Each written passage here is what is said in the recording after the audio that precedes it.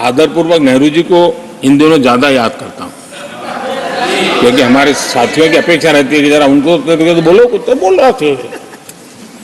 अब देखिए, एक बार नेहरू जी ने एक चिट्ठी लिखी थी और ये चिट्ठी मुख्यमंत्रियों को लिखी थी।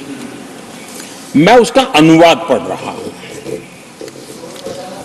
उन्होंने लिखा था, ये देश के प्रधानमंत्री पंडित नेहरू जी द्वारा उस समय के देश के मुख्यमंत्रियों को लिखी गई चिट्ठी है, ऑन रिकॉर्ड है।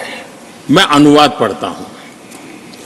मैं किसी भी आरक्षण को पसंद नहीं करता और खासकर नौकरी में आरक्षण तो कतई नहीं। मैं ऐसे किसी भी कदम के खिलाफ हूं जो अकुशलता को बढ़ावा दे, जो दोयम दर्जे की तरफ ले जाए।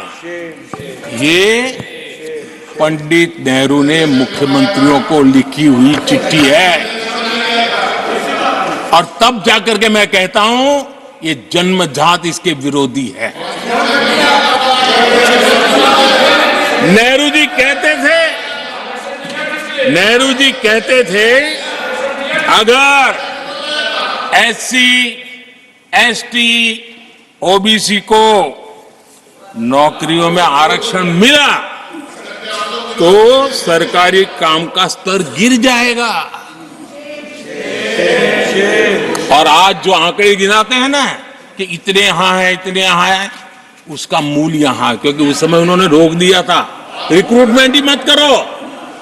अगर उस समय सरकार में भर्ती हुई होती और वो प्रमोशन करते करते आगे बढ़ते तो आज यहां पर पहुंचते।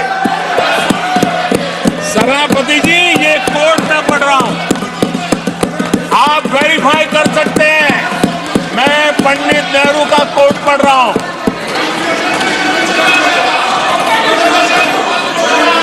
प्लीज। और आदरणीय सभापति जी, leader of opposition was heard in rapt attention. Are you setting this example? Leader of opposition, आदरणीय सभापति जी, sit down, sit down.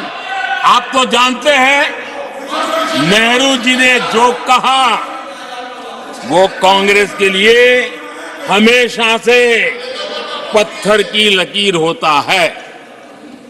Nehru ji ने कहा, मतलब पत्थर की लकीर उनके लिए। दिखावे के लिए आप कुछ भी कहें, लेकिन आपकी सोच ऐसे कई उदाहरणों से सिद्ध होती है। मैं अनगिनत उदाहरण देख सकता हूं, लेकिन मैं एक उदाहरण जरूर देना चाहता हूं, और वह उदाहरण मैं जम्मू कश्मीर का देना चाहता हूं। कांग्रेस ने जम्मू कश्मीर के एससी, एसटी, ओबीसी को 7 दशकों तक उनके अधिकारों से वंचित रखा।